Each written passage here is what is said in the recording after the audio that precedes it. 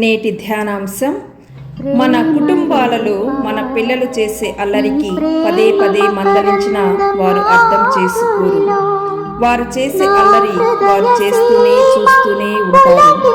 అలాంటి సమయాలలో తల్లిదండ్రులకు కోపం వస్తుంది, బాధ కూడా కలుగుతుంది. అయినా సరే తల్లిదండ్రులు వారిని మరలా ప్రేమతో దగ్గరకు తీసుకుని బుజ్జగిస్తుంటారు. అదేవిధంగా ప్రభువు మన ప్రవక్తల ద్వారా పదే పదే మాట్లాడినా ఇజ్రాయేలు ప్రజలు వినేవారు కాదు. అయినా సరే ప్రభువు వారి మీద కోపపడకుండా అదే రీతిలో ఇర్మియా ప్రవక్త ద్వారా మాట్లాడిస్తున్నారు. ఇర్మియా ప్రవక్త ద్వారా తన ప్రజలను తన వైపు మరల్చుకోవడానికి ప్రయత్నం చేస్తూనే ఉన్నారు. మన తండ్రి దేవుని యొక్క ప్రేమ అంత గొప్పది. అతని ప్రేమకు ముగ్ధులమై అతనికి దగ్గరగా రావటానికి ఈ తపస్సు కాలం గొప్ప అవకాశము.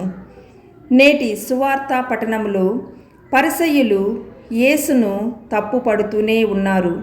అతడు దయ్యములను పారద్రోలి ప్రజలకు స్వస్థత చేకూరుస్తుంటే పరిసయ్యులు ప్రభువును తప్పుడు ప్రచారంతో నిందిస్తున్నారు, అవమానపరుస్తున్నారు, ప్రజల విశ్వాసాన్ని దెబ్బతీస్తున్నారు. ఎన్నోసార్లు మనము కూడా మంచి పనులు చేయాలనుకున్నప్పుడు సైతాను ఎందరి ద్వారానో పురిగొల్పి మనల్ని మంచి పనులు చేయకుండా అడ్డుపడుతుంటారు.